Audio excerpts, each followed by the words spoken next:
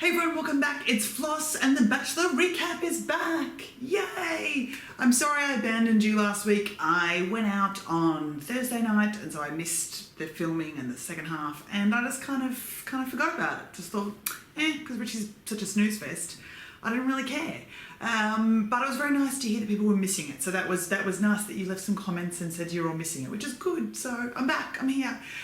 Wednesday night's episode was a quick fire, boring, let's delay the time, let's go camping and take the remaining people camping and do some dumb stuff. It really was a bit of a pointless episode because all we did was go on little mini dates with each of the contestants and talk about what would happen in the next episode. So why don't we just get to the next episode was my whole point of it all. Faith, unfortunately, was booted. Lovely smiley Faith for being smiley, friendly and aware of her feelings while we still keep continuing with the bullshit that is mysterious Elena and her not sureness, which continues for the hometown episodes even more so. But let's get straight to the hometowns. First off was Alex. Alex of the Mornington Peninsula in the Melbourne winery region. Good work, Alex, living on a winery. I love it. Alex made the very interesting, very bold declaration to not have her son on the date, which I was surprised by. Because she'd been very, this is my child, which is fine, be proud of your child. I swear, I just thought it was a given. But she was like, no, if I'm the final person, you can meet him, otherwise no. Alex has an older brother who played the heavyweight, masculine, protect my sister thing, which was a vibe which continued through the whole episode where Richie asked about the men in the women's life and what they would do to him. And it was a really weirdly sexist undertone to it. I mean, I know it's The Bachelor in general, it's a weirdly sexist thing, for sure, but there was this whole kind of every time, like even to the point where he was like, oh, your brother-in-law, is he a tough guy? I'm like, well, you know, I was waiting for him to say, what about your next door neighbour's best friend's son? Is he pretty strapping? And like, sisters, hello, we are badasses. If you cross us, we'll cut you some fierce. So Richie, not impressed with that. They went and met his family, her family, and the brother-in-law. He was brother-in-law, yeah, pushed hard a little bit. He was apparently also a fly-in, fly-out worker, so had some experience watching guys be douche pantsers. Richie wisely said he'd never cheated on a girl, and in Richie's recap of his life on the rig, it was work and then home to bed for prayers. He was a pure virgin, is what he kind of almost portrayed himself to be. Sure, Richie, we're totally buying that story. Everyone believes you. In the end, she farewelled Richie with a bit of a pash and a bit of I'm in love with you, and all is good. Good for you, Alex. Nice house.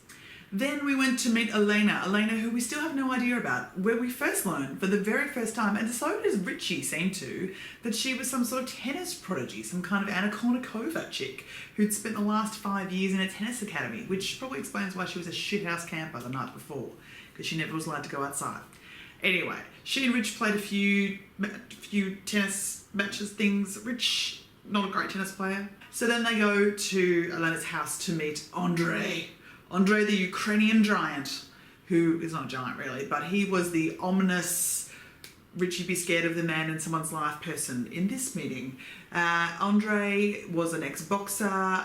Richie makes the unfortunate fatal error of telling Andre how fun it was when he took his daughter, his 23-year-old daughter, hooning around on a motorbike. No, Richie, no. Never ever will this be a good idea to tell the father of the girl that you're dating that you were putting something between her legs. No matter what it is, it's never good. They then decide to go outside for some boxing, and Richie is the most pathetic boxer I've ever seen. He punches like a 60-year-old woman in a CrossFit class. Elena is inside, sort of saying she thinks she likes Richie, but not really sure. Richie's still stuck on the whole, she is so mysterious, I don't know about her. She is so unforthcoming with her feelings. And by this stage, it is incredibly frustrating to watch this because I just find it so shallow. I find it so, she's 23 and kind of doesn't want to really participate in this thing, and other people are fully invested and Richie's buying it. She says some farewell words to him, which seriously could have been from night one, repeated for now, and then says, well, you better kiss me. And that's about it. There was no declaration of love. I don't think there was a declaration of like. I don't even think there was a declaration of anything from Elena's perspective. And Richie was kind of like, great, awesome, good times. And they hightailed it off. We then went with Rachel. Rachel, who was from Perth, who felt that this was a real bow in her arrow to kind of say, well, I'm from Perth, of course, he was going to love me now. Rachel took Richie beach fishing, which is actually beautiful. It made me want to go to the beaches in Perth more than go on a date.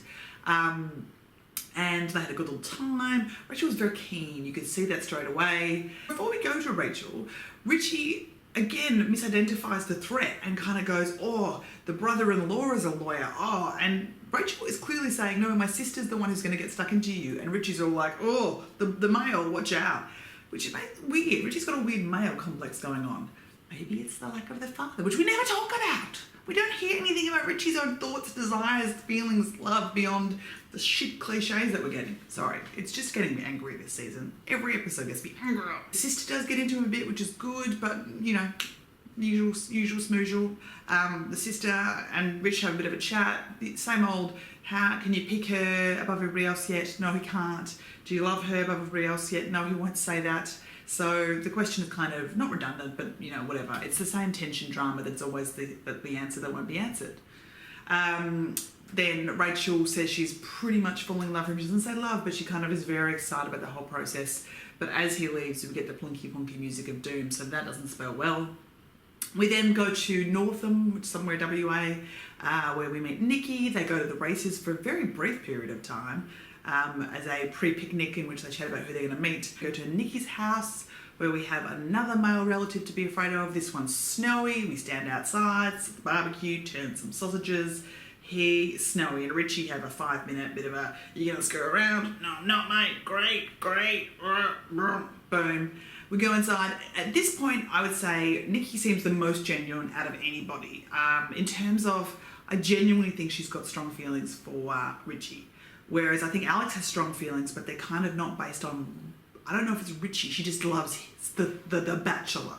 So I kind of those, I think Alex and Nikki are the two that I would consider to be in it, but for different reasons. Anyway, Nikki's talking to her sister, her family. They seem like they really have a nice family. Like Nikki was genuinely excited to see them and excited to be there, and it was just lovely. She told Richie she was in love with him. And she was very excited to tell him, and she was just looking at him like he was like she was the emoji with the hearts in the eyes. It was just, he took it well. I mean, he didn't commit the US Bachelor mistake that the guy did, where he told 2 women that he loved them, not just one, before he chose one. That was amazing. But he kind of just went, thanks, and made out with her and kissed her. And this is again where we're in the hometowns now. I'm ready to see a bit of Richie's actual emotional connection. And that's where I think that this season has failed in that, sure, in the early parts and the early goings on, I could forgive Richie's sort of cliches and his blandness and his unemotionalness to it. But by now, he still seems the same way about the women that he did on night 1 and 2. And I just don't buy it. Like, I don't buy that he genuinely wants to be in a relationship with any of these women. I think he likes them. I think he likes making out with them. But do I see it for a long haul situation? No. So again, we come back to the fatal flaw of the women are okay and the casting's been great. We've had some interesting dynamic characters, but we've just had the guy in the middle of it all is so bland and so rehearsed and scripted that it's just, why? Like, why am I investing in it? Like the ads they're playing for The Bachelorette, I'm already more invested in her story because she seems to genuinely say, I've tried dating, I've tried this and that, I just want to find someone to be my partner in life. And whereas Richie, I'm just, who are you? What do you want from this? So we never said farewell, White Rose. So farewell, White Rose, you served us well. Final rose ceremony, and it's not a shocker, but we say goodbye to Rachel, which was the final brunette.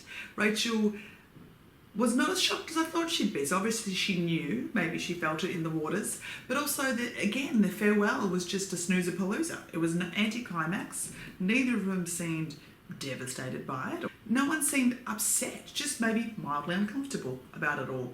You know, like it was just so, yeah. I mean, this is the thing, there's no skin in the game at this point, and there should be some real kind of tears and crying, and everyone's just so, oh cool, check ya, nice to know ya. Did you want me to pay for parking or should I pay for it myself?